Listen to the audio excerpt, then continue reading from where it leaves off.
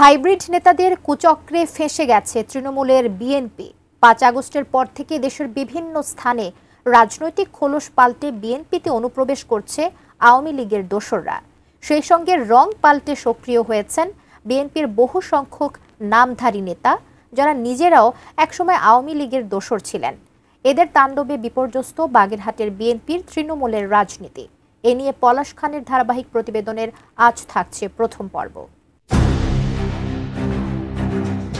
একসময় দেশের দক্ষিণাঞ্চল কাঁপত শেখ হেলালের ইশারায়, যিনি সাবেক স্বৈরশাসক শেখ হাসিনার শাসনামলে একজন সংসদ সদস্য ছিলেন। তার আরেক পরিচয় হলো তিনি শেখ হাসিনার চাচাতো ভাই, যিনি গোপালগঞ্জের বাসিন্দা হওয়া সত্ত্বেও বাগেরহাট ১ আসন থেকে মোট ৬ বার সংসদ সদস্য হিসেবে নির্বাচিত হয়েছিলেন। পুরো খুলনা বিভাগের নিয়ন্ত্রণ ছিল তার হাতে।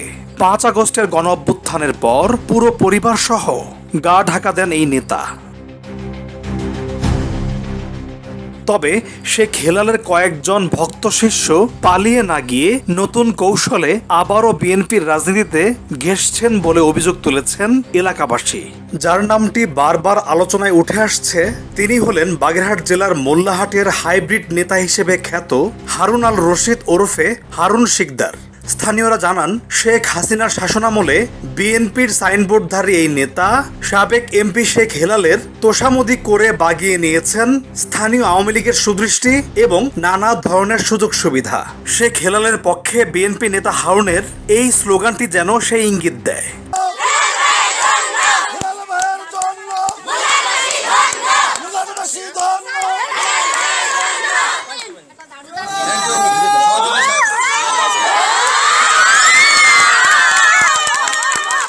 বিশ্বমানের থার্মিক্স রড, সালাম স্টিল থার্মিক্স, দেশের একমাত্র থার্মিক্স রড। স্থানীয় আওয়ামী লীগকে সঙ্গে নিয়ে তিনি মিলে মিশে লুটপাট চালাতেন বলে অভিযোগ করেন এই গ্রামবাসী। হারুন শিকদার সাধারণ সম্পদ প্রার্থী, সে কি করে সে এই সরকারি জায়গায় মার্কেট করলো। সম্প্রতি হারুন শিকদারের অবৈধ কর্মকাণ্ড নিয়ে মুখ খুলেছেন তারই খালাতো ভাই। আওয়ামী লীগের অনেক বড় বড় উচ্চ পর্যায়ের নেতা শেখ হেলালের মোটামুটি কাছে যাইতে পারে নাই, সে যে রুমে সেই রুমে যাইতে পারে নাই। আর শেখ হেলাল মোল্লাহাটে আসলে হারুন শিকদার হচ্ছে শেখ হেলালের সঙ্গেই মিশে থাকতো। এই হাসিনা সরকারের আমলে সে মোটামুটি উপজেলা ভাইস চেয়ারম্যান হয়েছে।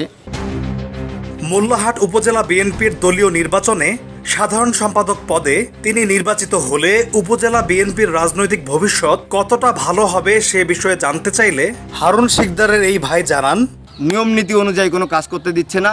সঠিক যেটা সেটা ঢাকার জন্য লক্ষ লক্ষ টাকা যেখানে সেখানে খরচ করতেছে এই আওয়ামী লীগের টাকা, যেই টাকা সাপোর্টে ও মোটামুটি উপজেলা বিএনপির ক্ষতি ছাড়া উপকার কিছু করতেছে না। নির্বাচিত হওয়ার আগেই তাকে নিয়ে আতঙ্ক বিরাজ করছে তৃণমূলের নেতাকর্মী সহ সাধারণ জনগণের মনে। এই বিষয়ে হারুনের সঙ্গে মুঠোফোনে যোগাযোগ করলে তিনি সব অভিযোগ অস্বীকার করে বলেন, আমি কোনো স্লোগান দেই নাই। ওই জায়গায় ছাত্রীরা স্লোগান দিয়েছে আর ওই জায়গায় টিচাররা স্লোগান দিয়েছে। আমি তো লুটপাট কি, আমি তো কোনো লুটপাট জীবনেই করি, আমার পরিবার করে নেই, আমি লুটপাট করবো কেন? আমার যৌথ বাহিনী গ্রেফতার করে বাগেরহাটে গুম করছে, আপনি কি বলেন? তার মানে অনেক হেনস্থার শিকার হয়েছেন আপনি ওই সময়তেও, আর যে অভিযোগগুলো হয়েছে এগুলা ভিত্তিহীন। সকলের প্রত্যাশা দলটির কেন্দ্রীয় নেতৃবৃন্দের সতর্ক পদক্ষেপই হতে পারে সকল সমস্যার আসল সমাধান। পলাশ খান, এটিএন নিউজ।